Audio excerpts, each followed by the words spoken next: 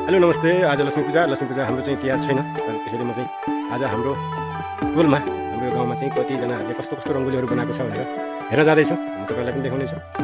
हाम्रो माइजूको घर यो उहाँले आफै कसले बनाइदियो यो भगवाई हो यस्तो बनाउनु भएको थियो।